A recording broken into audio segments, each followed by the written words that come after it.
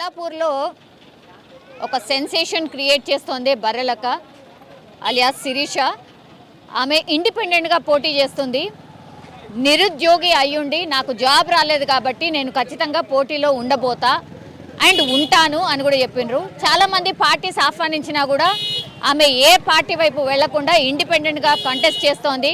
ఆమె మీద రోజుకో దాడి జరుగుతోంది. రోజు చాలా ఇబ్బందులు పడుతూ కూడా ఆమె క్యాంపెయినింగ్ చేస్తోంది. ఒక తమ్మి మాట్లాడుతూ అంటుండు, మరి ఏం చెప్తాడో ఒకసారి చూద్దాం. తమ్మి, బర్రెలక్క మీ ఏజ్కి సంబంధించిన ఆమె, మీకోసం కొట్లాడుతున్న ఆమె, ఏమనిపిస్తుంది అంటే గెలుపా లేదా తర్వాత సంగతి? ఆమె పోరాటం ఎట్లుంది? బర్రెలక్క తీసుకున్న నిర్ణయానికి గొప్ప ధైర్యం.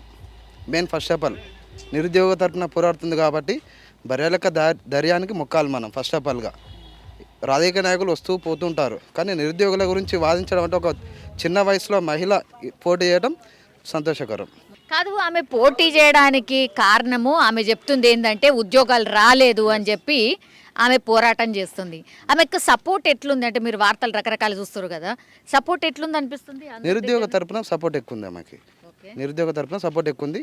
ప్రజలు కనుక నిరుద్యోగిని పంపించాలని చూస్తారు అసెంబ్లీకి. అవునా? గెలుసా?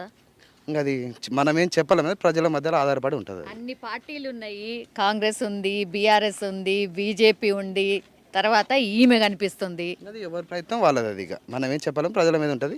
ఎక్కువైతే నిరుద్యోగ అయితే ప్రిఫరెన్స్ ఇస్తారు ప్రజలు. అవును, నిన్న మొన్న ఆమె మీద దాడి జరిగింది, దాని మీద ఏమని? చాలా బాధాకరం అసలు. అది దాడి చాలా బాధాకరం అసలు, ఓర్వలేనితనం అది. అంతేనా? ఎస్. మరి ఆమె మీద కేసు కూడా పెట్టారు కదా ఒక వీడియో చేసినందుకు, ఏమనిపించింది అట్లా కేసు పెడితే? కేసు అంటే ఇంకా ఈ మూమెంట్లో కామన్ అవి కామన్. ఇంకా అలాంటి ఇంకా జరుగుతూ వస్తూ పోతుంటాయి కేసులు అనేది. అవి కామనే కదా ఎలక్షన్ టైంలో. రోజుకొకరు సపోర్ట్ చేస్తున్నారు, చూస్తుర్రా? అడ్వకేట్లు చేస్తున్నారు, వివిధ ప్రాంతాల నుంచి చేస్తున్నారు. అది చూసినప్పుడు విన్నప్పుడు ఏమనిపించింది? ఆమెను స్ఫూర్తిగా తీసుకోవాలనిపిస్తుంది. చిన్న వయసులో బర్రెలక్క గ్రేట్.